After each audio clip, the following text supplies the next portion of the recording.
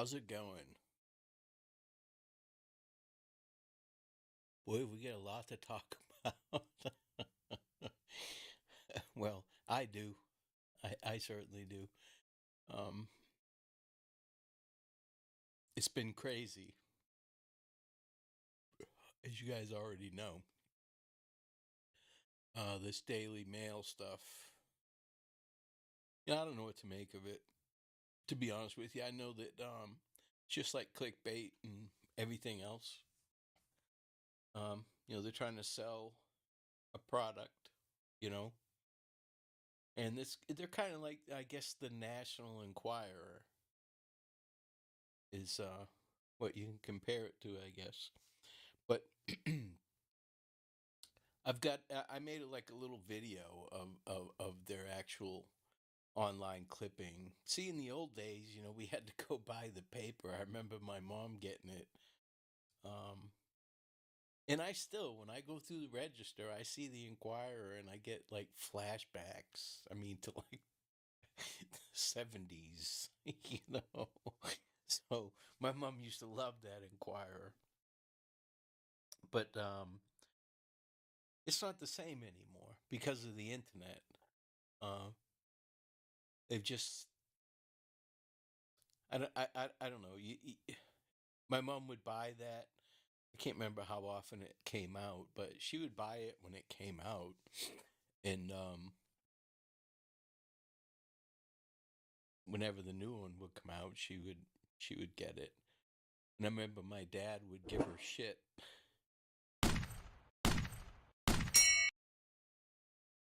Would give her shit about it. Um,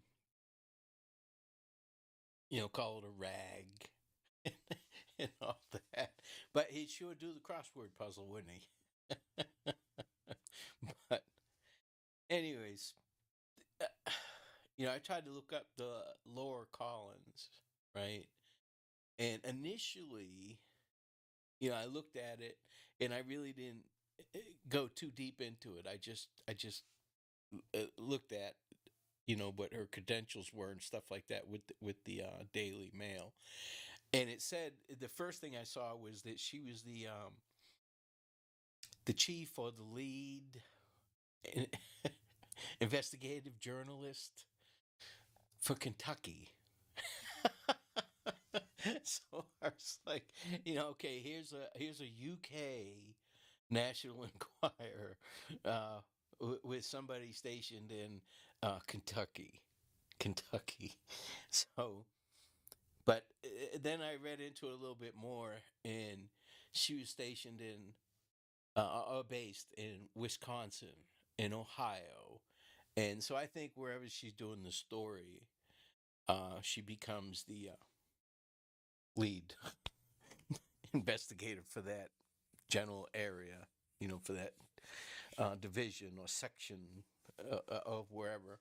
I think she just travels around by herself, and they just use names and monikers and spice it up a little bit.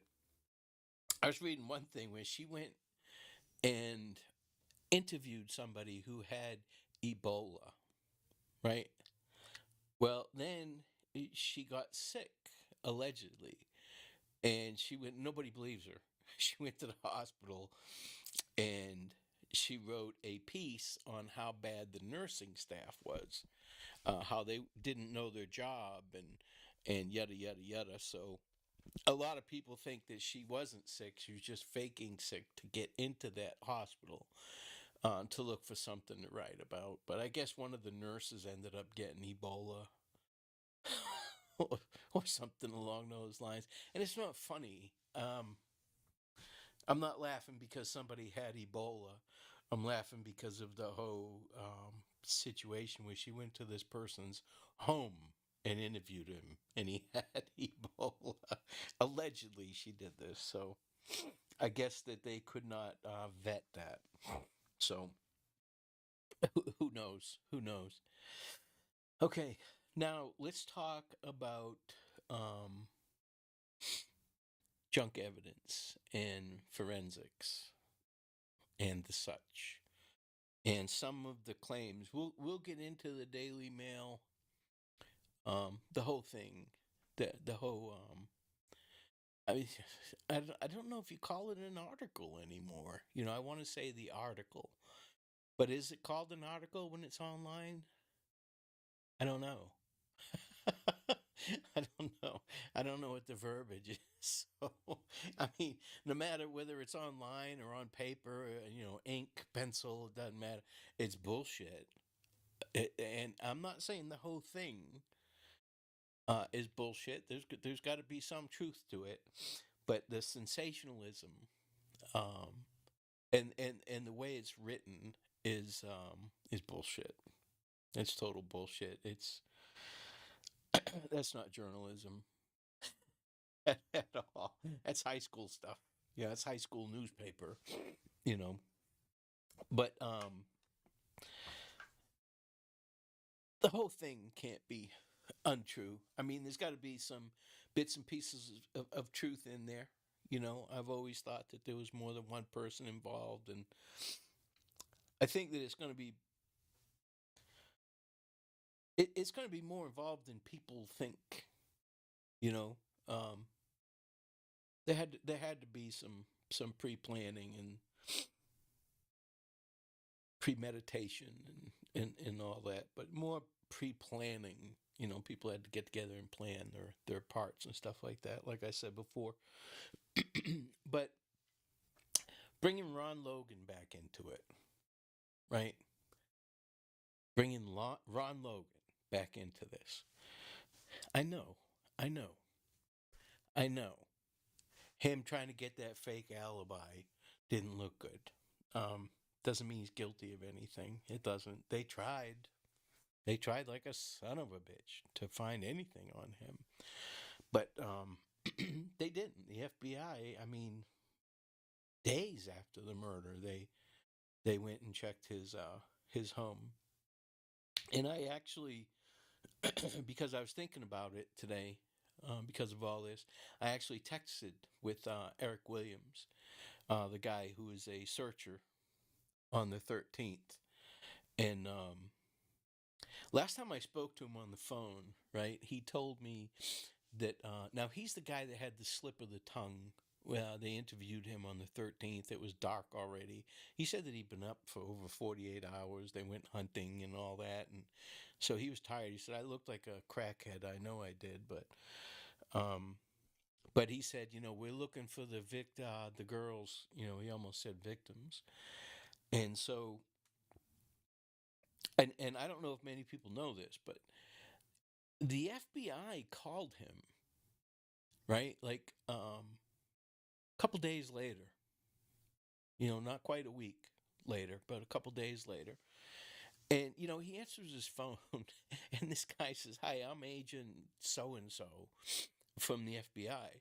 And he didn't believe him, right? He goes, Okay, yeah, whatever. And I'm George Bush. Have a good day. Hung up on him. The guy called him right back. He's like, You need to not hang up on me, Mr. Williams. I'm an FBI agent, and you are our number one suspect right now, whether you know it or not. You're our number one suspect, and now you do know it. So you need to come in and talk to us. He said, I'm not talking to anybody, basically fuck off. So he hung up on him again. So the guy called him back again. He was persistent. And he gave him his address. He said, We know where you live, yada, yada, yada. He's like, Yeah, well, come on down, son. And hung up again.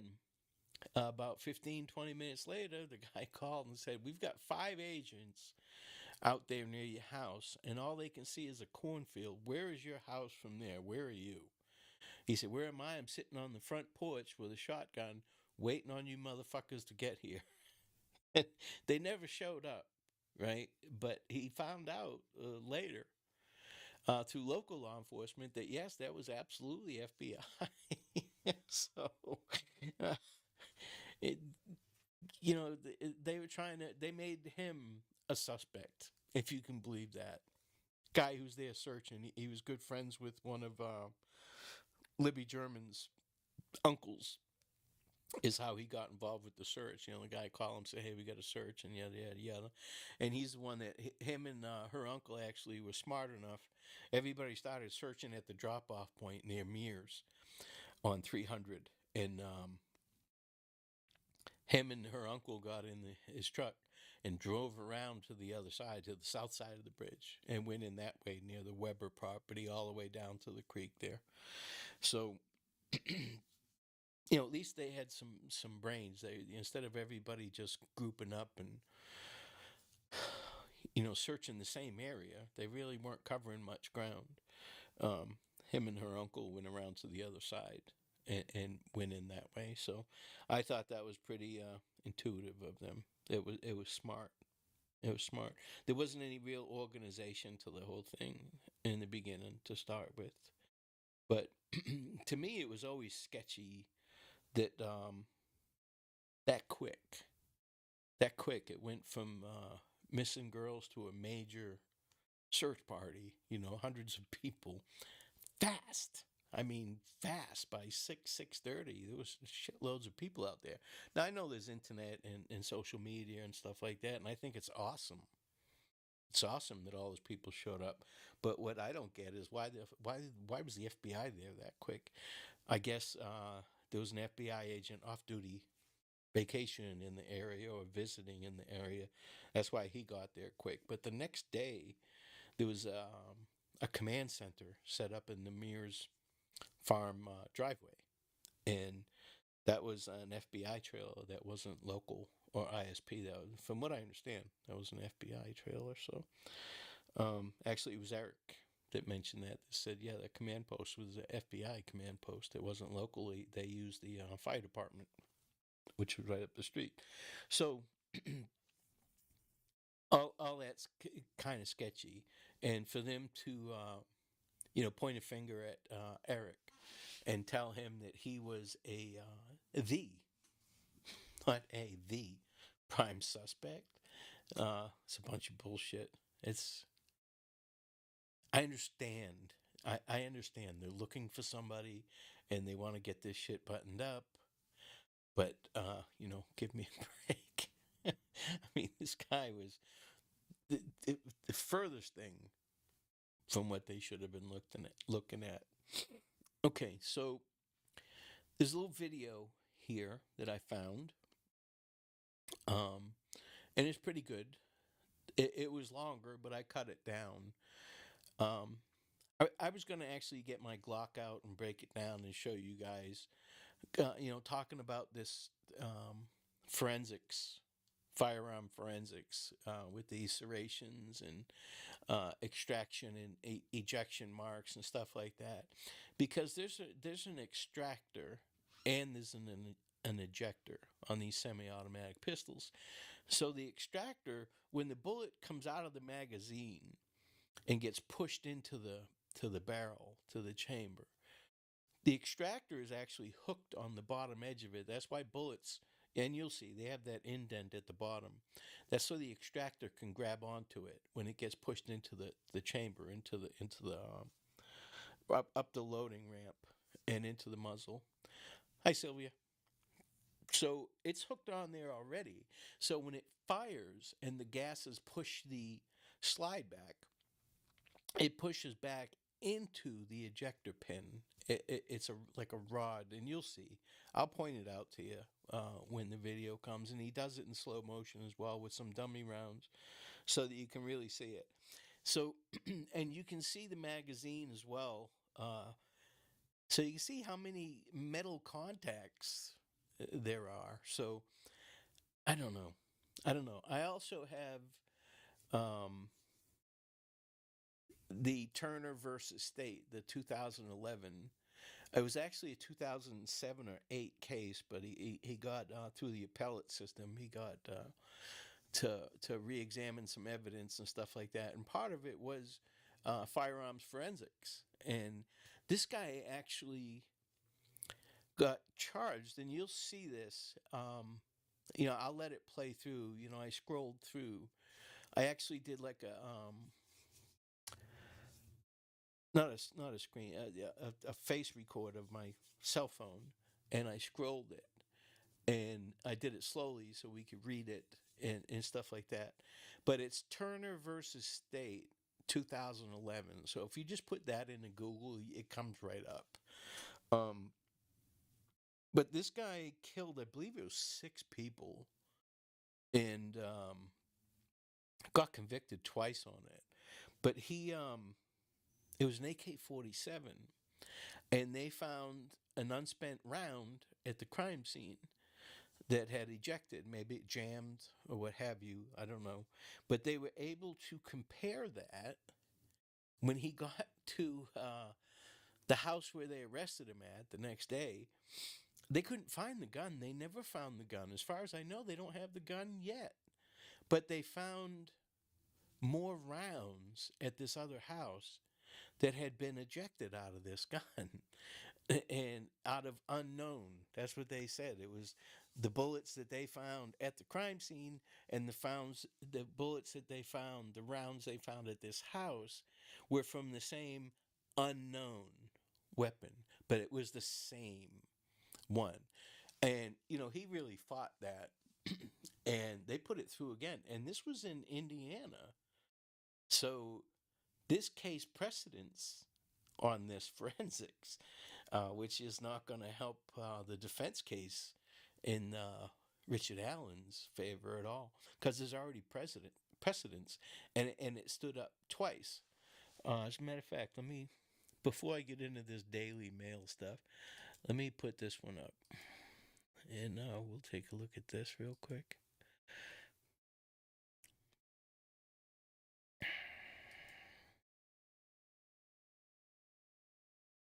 If I can figure this out. Oh, here we go. Duh. All right, so Indiana Supreme Court, December 28, 2011. This is a PDF. I just kind of scrolled, did a screen record and scrolled. So 25-year-old Desmond Turner was charged with multi-count burglary, robbery, the whole shooting match.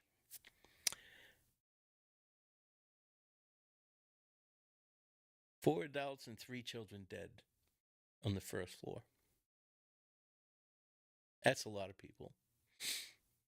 And I know this goes kind of fast, but you can go back and watch this later. I just didn't want to waste a lot of time scrolling it, because the evidentiary information that I want to get doesn't start till like page 6 or 7 or 8 even. But this just kind of gives a rundown of how this guy got locked up over this stuff, with less evidence that they have on Rick Allen. They had less on this guy. And it was those unspent rounds that got him.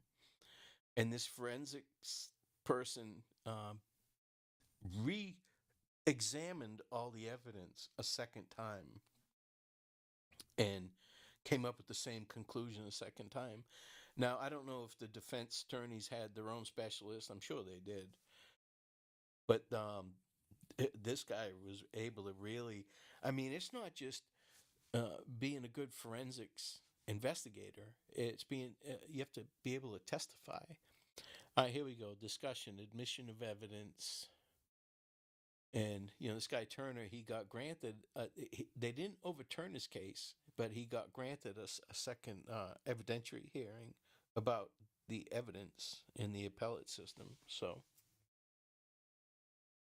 I'm using a bunch of book-learned words in one sentence, huh? Fancy book-learned words.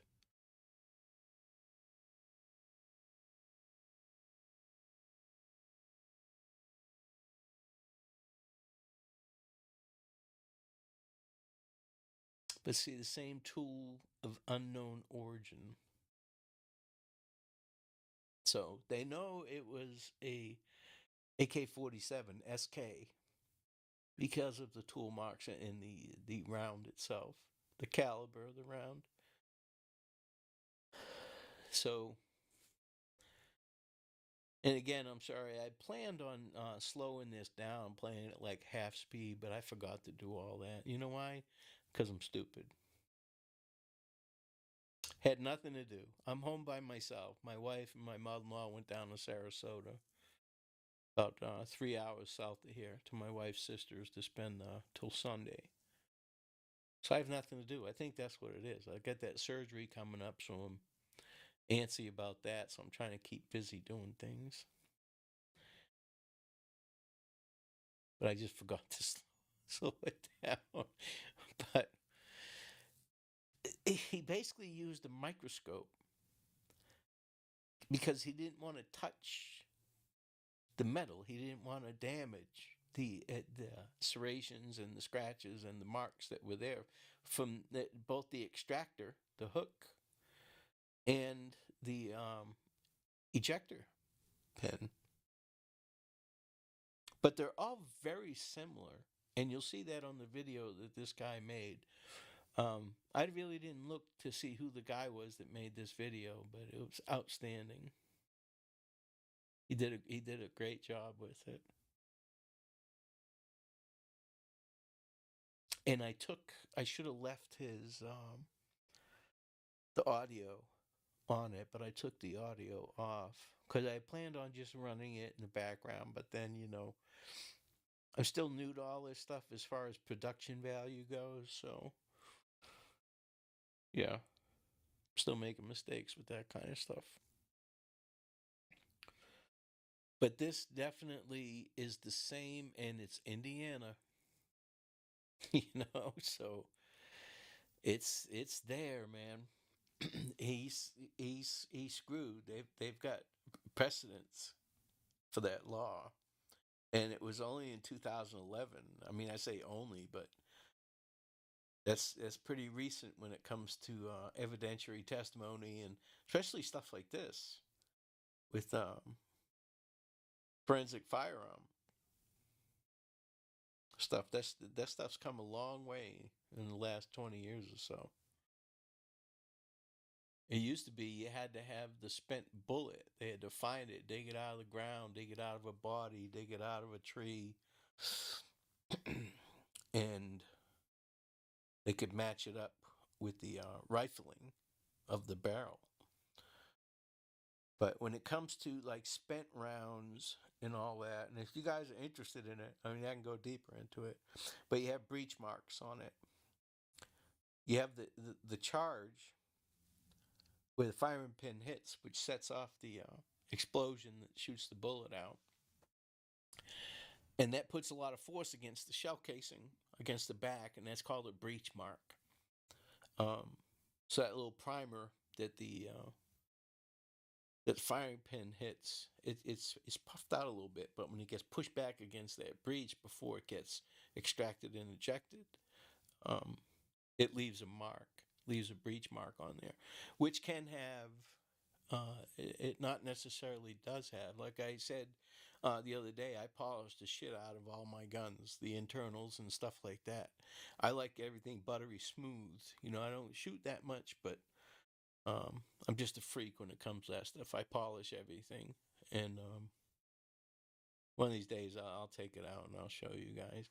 But that is Turner versus State 2011. So if you look that up, you'll be able to see it. And if you wanted to read it, or you could just go back and rewatch this and pause it or whatever. But here is that extraction and ejection. Now you can see the red round in there. That's a dummy round. You see how it's going back? You see that little hook? How it's grabbing onto the bottom of the bullet? He's got a good, yeah, there you go. He's pointing at it now. That is the extractor. Now the bullet is almost into the barrel, fully seated in there, up the feeding ramp. And you see how the top of that extractor is pushed up when the barrel's all the way back? That's by design, so when it goes down, that slides down around the bottom so it has more leverage when it pulls it out. Now, you didn't even see that. That just ejected that round out. He does it in slow motion here in a minute so you can see it, but it's quick. That little rod, it doesn't move. And this is what the slide looks like, sans barrel. There's no barrel there. So you can see it, and that's just being held in by the extractor, that little hook. And that's the ejector. See the big hook on the top, that beak right there he's pointing at? That's the ejector. So the slide goes backwards, hits that, and that's what pops the bullet out. It's amazing. If you don't know the process, how it works, I remember when I first learned, I was like, holy shit.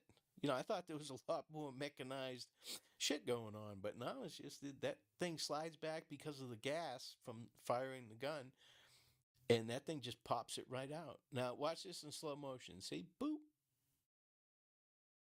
And again, boop. It's crazy. It's crazy. So I'm gonna put that on one more time because I want you to see what I was talking about with the magazine. So let me see. Let me get this loaded back up. See the metal on each side of the round there? That's the top of the magazine. So you see that it's sliding across that as well.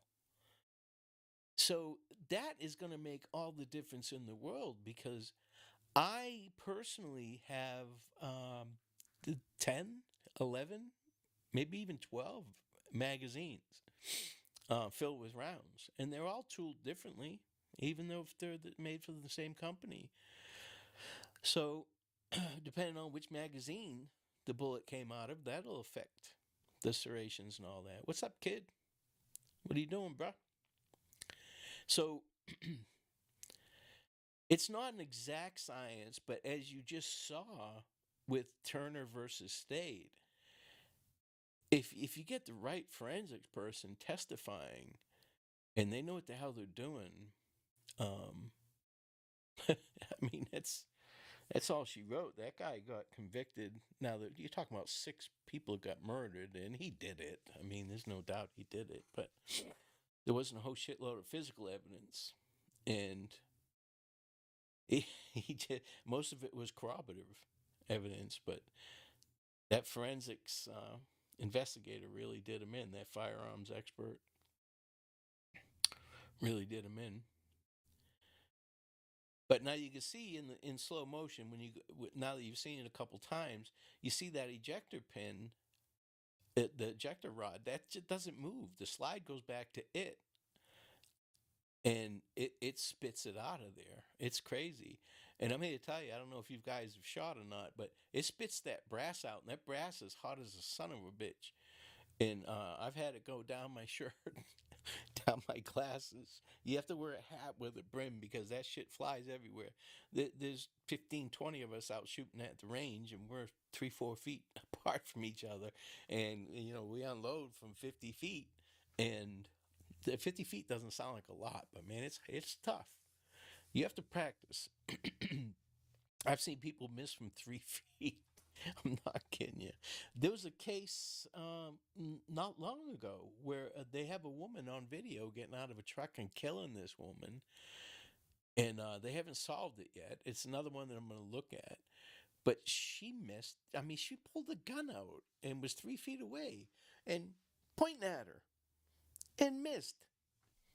So, and I've seen it. I've seen people miss. I've seen cops miss from that close at the range, qualifying. I'm not talking in a high stress environment. I'm talking at the range, 3 feet away, miss.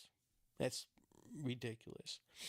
All right, let's look at this Daily Mail and see what they have to say. It's not all bullshit. They've got some correct information in here,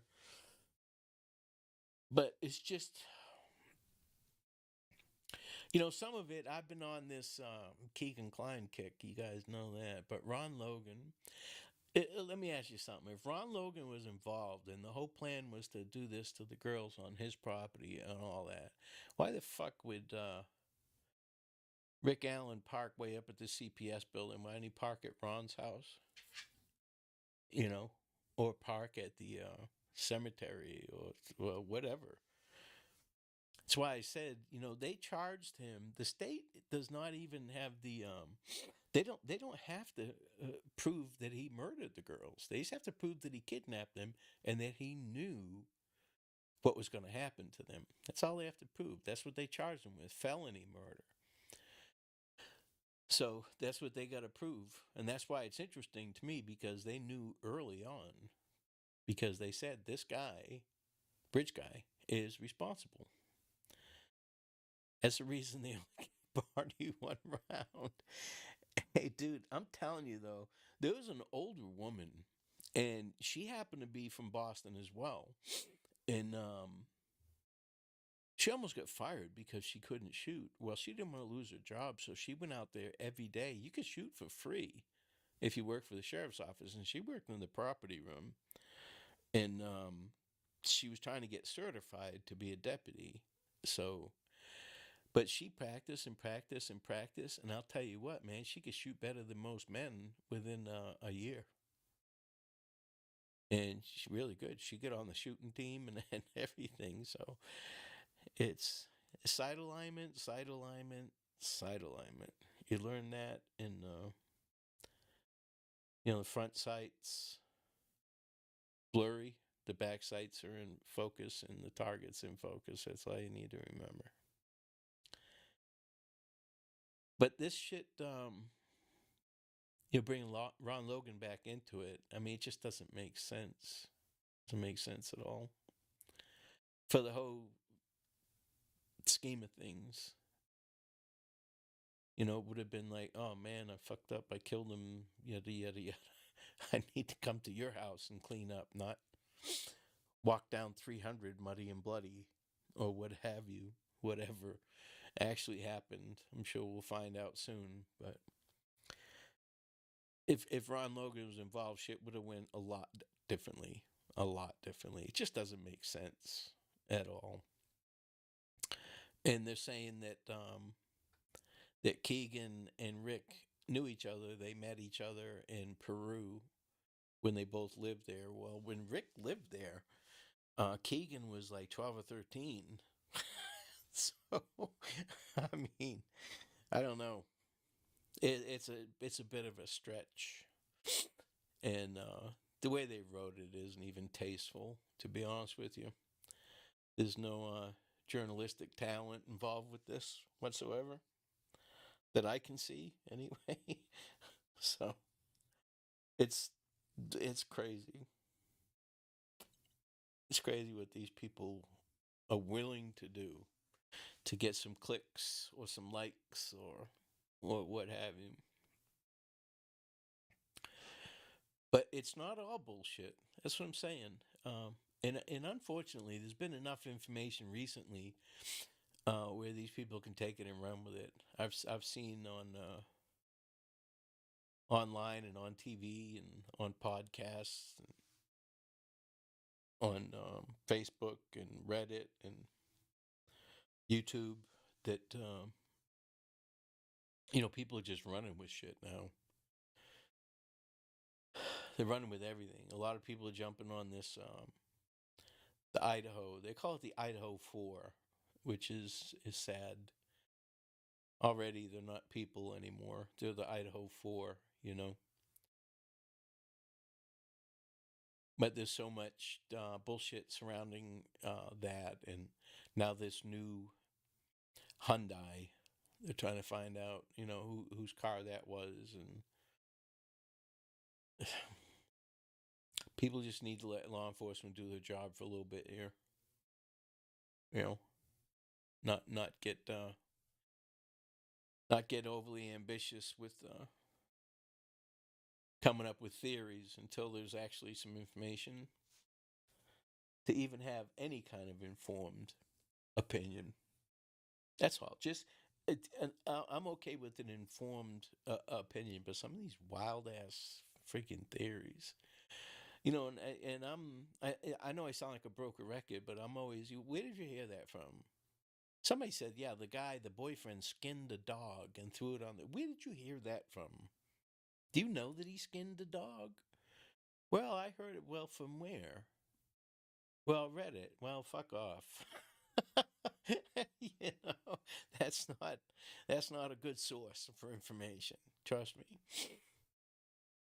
And it gives like web sleuths a bad name because some people really do their research and they do a great job and they put out a good product.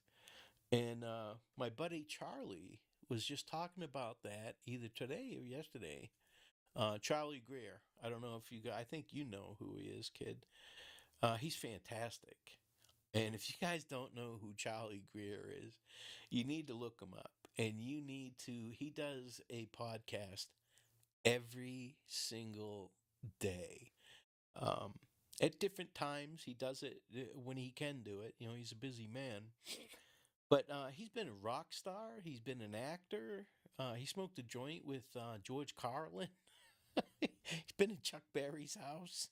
You know, he is fan fucking tastic. He's fantastic. I love Charlie Greer, and he's going places. He is. He's he's like a national treasure, man. That guy couldn't finish a sentence if his life depended on it.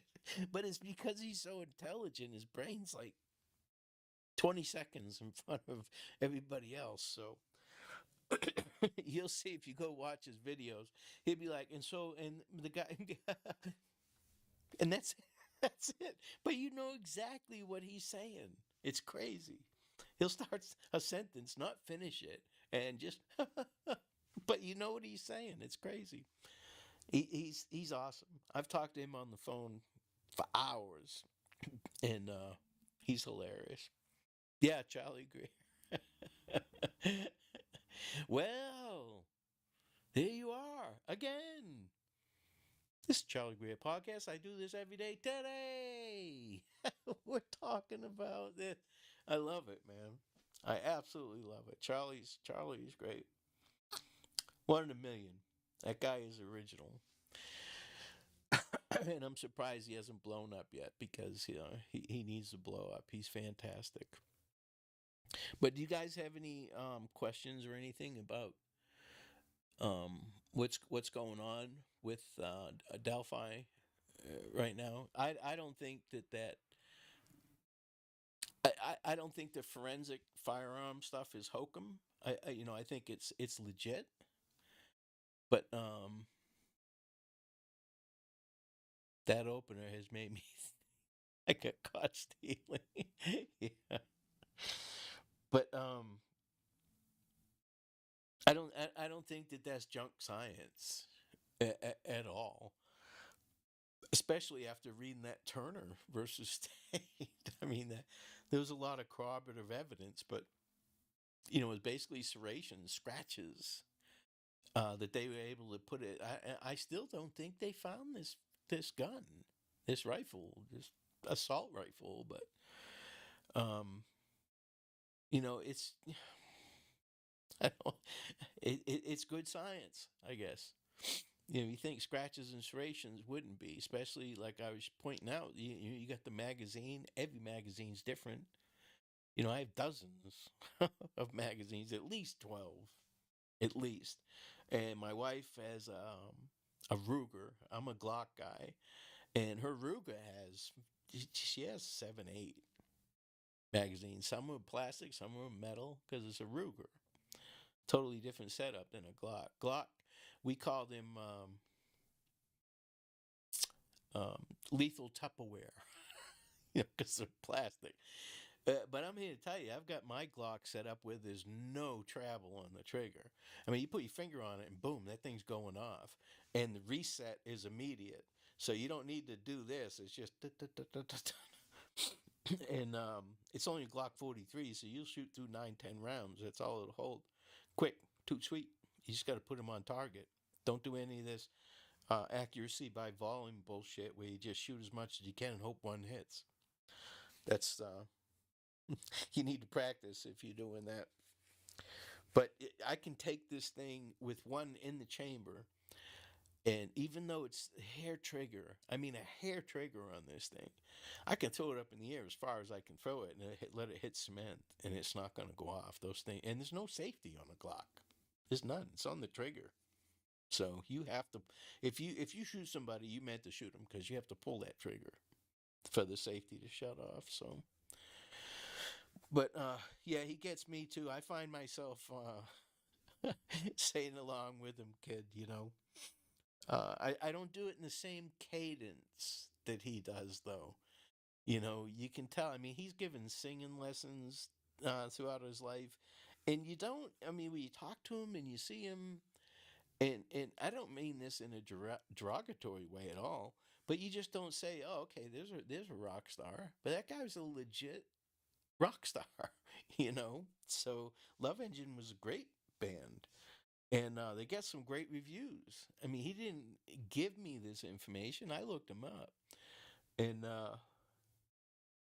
some great reviews. His songs are very simple. He's a three chord horde, you know, and that's the way I like it. I'm a bass player by trade, and I've been in bands and stuff like that. So it's easier to stay in the pocket as a bass player if you got a guy writing songs like that, And they're difficult to write. They're difficult to write. Music scholars have it easier than people like Charlie. Charlie writes from the heart. So, but that's enough about Charlie. He's a true crime fan. That's how I met him. But that's enough about Charlie. Go check him out, Charlie Greer. You need to subscribe to his channel. You'll thank me later. Guy's fantastic. But so there's gonna be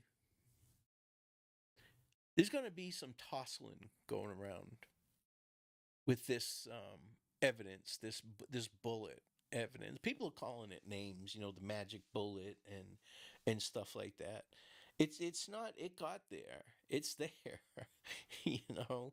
Um, I was thinking about it today that just because it was there on the ground, it doesn't mean that he was there. It's indirect evidence. It's like I said before, dropping your license or dropping if they find your license next to a body. Yeah, it doesn't look good, but it doesn't mean you did it. But did he rack this thing out of the gun, or did he drop it? Did he drop it? Was he Barney Fifing it? Had it in his pocket, and it fell out of his pocket. Um, we don't know that. We don't know anything about the crime scene up till this point. Now, that article from the Daily Mail, they make it sound like it was a grisly crime scene.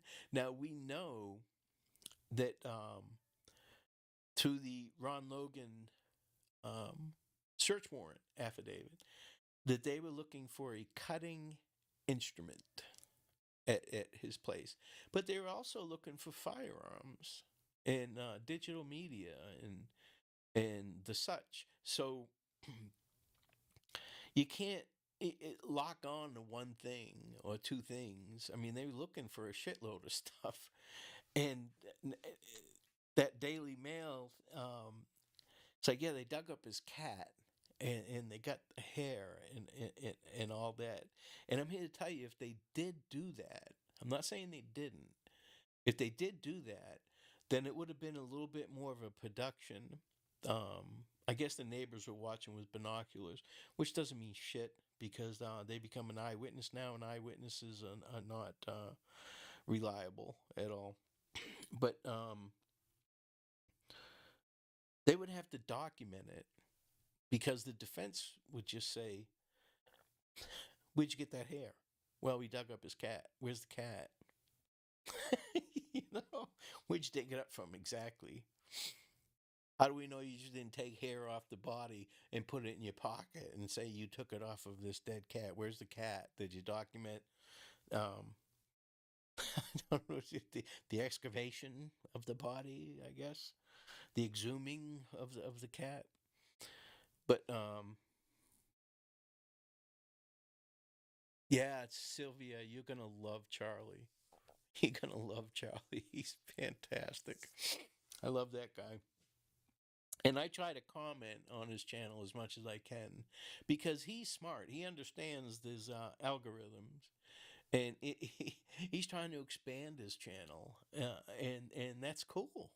So I try and do everything to help them. The algorithms only work if people are commenting, and you, as the person who's running the channel, you have to comment back to the comments and get likes and stuff like that. So there's an algorithm there that has to be satisfied for you to get monetized and build your channel and all that stuff. But so I try and help him out without sounding too corny. I mean, I don't want to blow smoke up his ass every day. But him and we talked for hours on the phone, and we laughed and laughed. Now, he's in his early 50s, and I'm in my late 50s. I'm going to be 59 in a month and a half.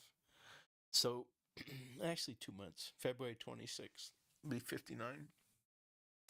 So, we're we're a whole two high school cycles, apart from each other. So, when I graduated, he wasn't even a freshman. He was in sixth grade, seventh grade. So, we've got a little different way of looking at shit. But he is an old soul, so he's, I mean, his grandfather knew Chuck Berry, for Christ's sake, and he'd been in Chuck Berry's house. So he's an old soul. So we hit it off. And we talked about getting together and just doing a podcast show, just like we were on the phone that day, and that would be so much fun. Because when I'm talking true crime, when I'm doing this stuff, I'm passionate about the truth, and justice, and trying to be an ambassador for law enforcement, and trying to turn people around from being anti law enforcement to maybe spin them around to, hey, listen, this job sucks and it's hard to do. And there's a reason why there's such a big audience for this. It's because everybody thinks they can do it. Everybody thinks they can do a better job at it. And they probably, some of them probably can. But the rest of us, you know, I did it. And I did the best job that I could in the position I was at, but it's not easy, man. You're dealing with people, and uh, this might be a shock to anybody who's listening. Um, People lie, and they're good at it. They are very good at it. I mean, I understand non-verbal communication, body language. I took fucking lip reading and sign language, for Christ's sake.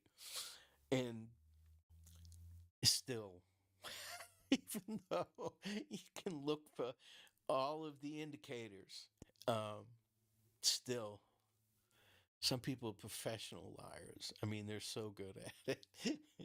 And it always, I never took any of it personal, but it used to piss me off that, fuck, why can't I lie that good? I mean, it doesn't seem to be difficult, but man, when you lie, you have to remember that lie, and then you have to create other lies to back up that lie.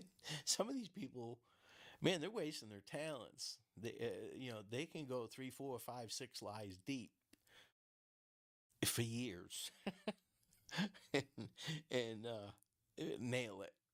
Nail it. You don't have to remember the truth. You have to remember lies. And these people's memories, they're wasting their talents. They really are. So, um, yeah, the Daily Mail, yeah, compilation of about 15 different rumors. But here's the thing, Sylvia.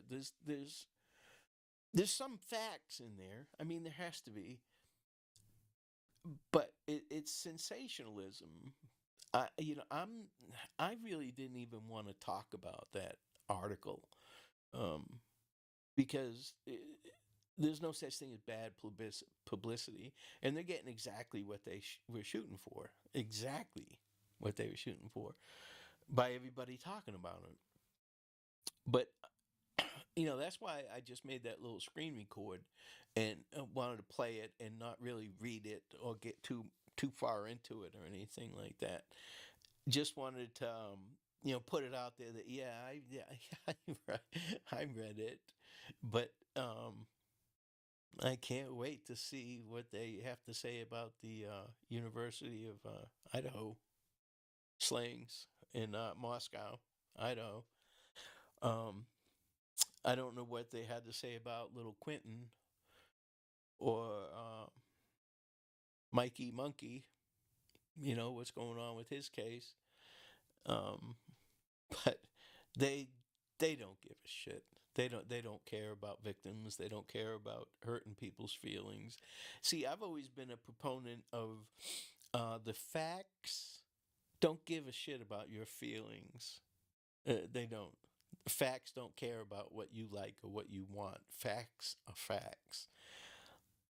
Lies and deception and deflection and all of that bullshit. Like these people that have POIs and they will twist any little piece of information to steer not even everybody once they know that they're defeated. And and I've been wrong before, and I just say, well, fuck, I was wrong. I was wrong about that Debbie Collier. There's no fucking way she killed herself. Now Frank from Unresolved Crimes, him and I used to work together on this stuff, and he was like, yeah, it was a suicide. And I was like, dude, you're stupid. you but he's right. He was absolutely right. And I went on his podcast the other day, and he pointed out to me that, yeah, I was right about Debbie Collier, and it's funny you never mentioned that. But it's because I forgot. Him and I had a falling out, so I was more worried about that, to be honest with you. I really don't care about this internet shit. I care about people. I don't want to upset anybody, and I upset him, so had to apologize for that and move on. But he was more worried about me pointing out that he was right, because I'm one of these. If somebody says, "Oh yeah, you're right," I'm sorry, I didn't catch that. I'm what? You're right. Oh shit. There's a first for everything.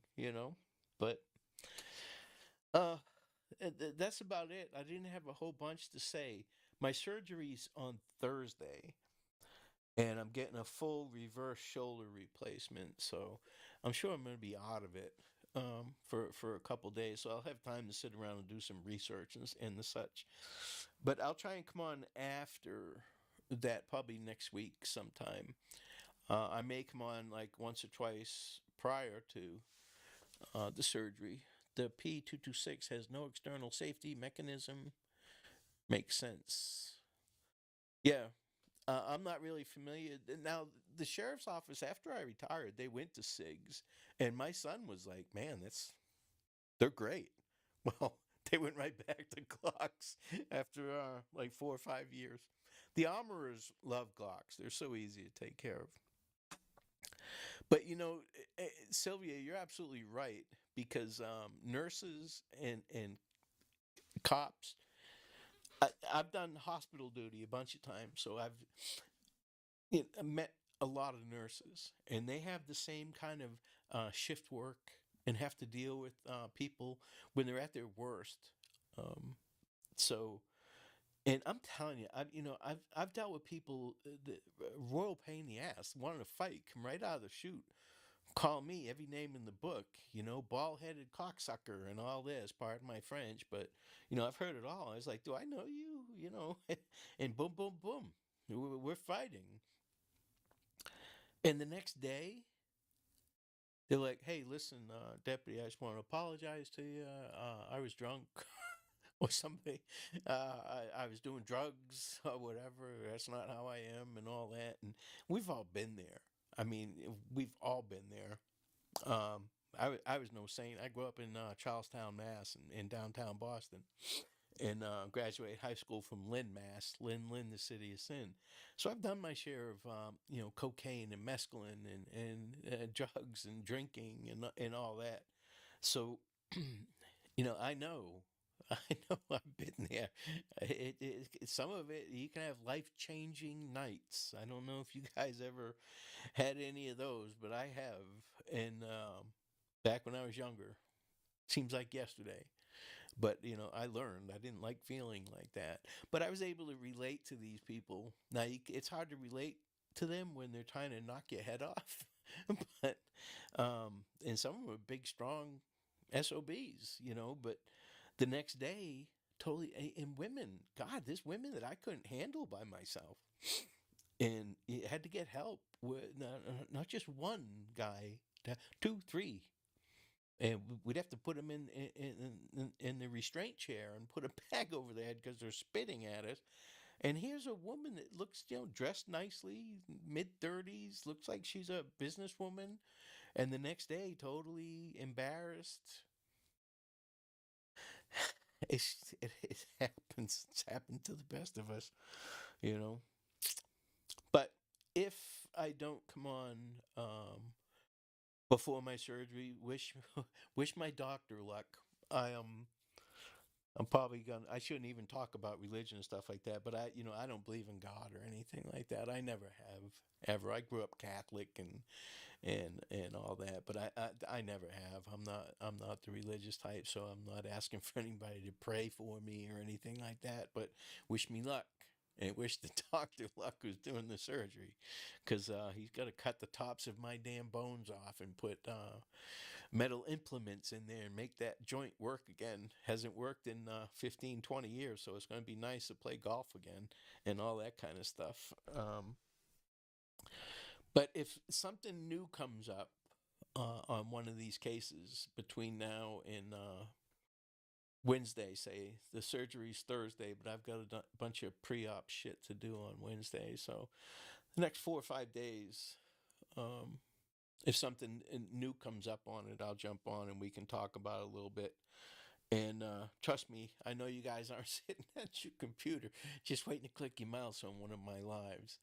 But, I enjoy doing this, and I enjoy the fact that you guys come in and interact with me. Um, like I said, my wife and I'm home by myself right now, so I have nobody to talk to. And I retired and moved away from all my friends. Um, I'm bored. You two are it tonight. You're my friends. You're my entertainment for the night. All right, so we're right at an hour. I didn't expect it to even go this long. Didn't have much to talk about, but I wanted to address that daily fail stuff. And True Crime with Don B. I don't know if you guys have heard of Don B. I was watching him for a little bit today, and he came up with something good. That white Hyundai that's just come into play on that Idaho case. He was able to find out that they didn't have OnStar in the Hyundais. They had what's called Blue Link. And they're saying it's a 2011 Elantra that they're looking for. Now, if it's an 11, they're out of gas. Um, but if it's a 12 or a 13, it'll probably have that Blue Link in it, which is like OnStar, which law enforcement can pull a data sheet.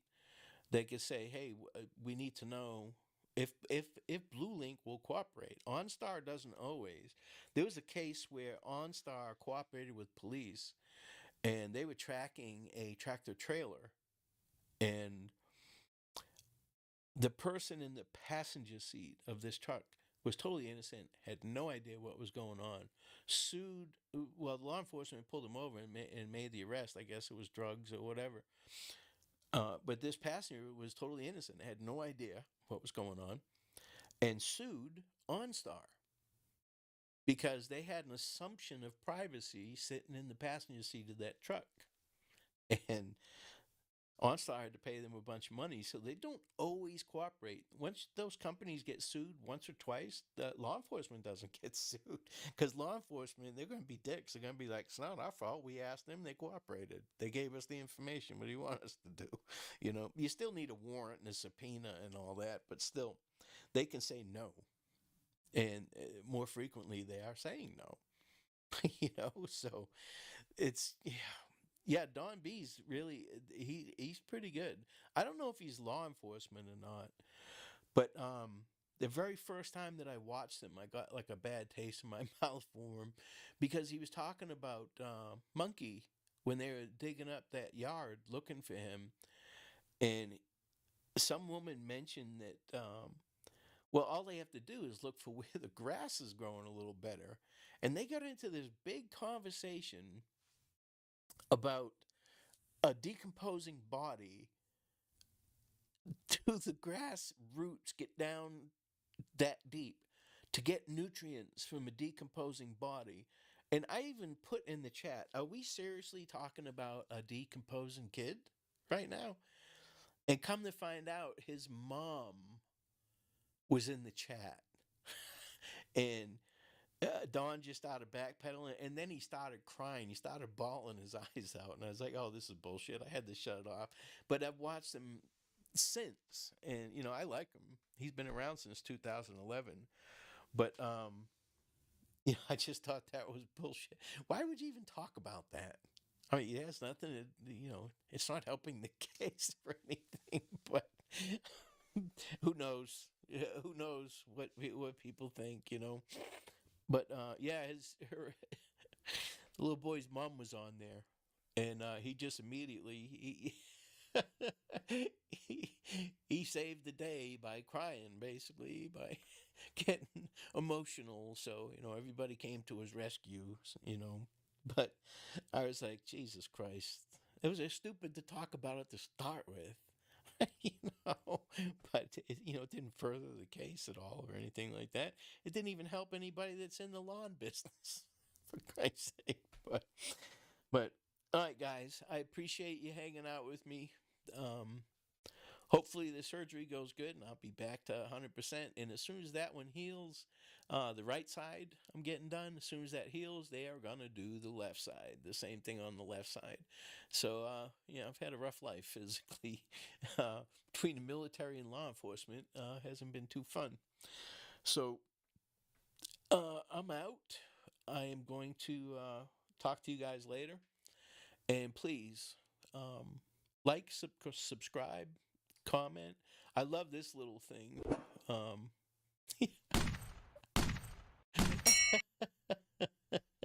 That cracks me up. But I will talk to you guys later.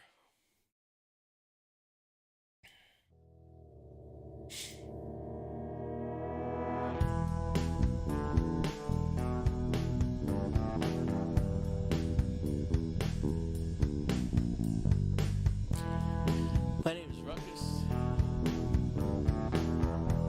and I'm 10-7.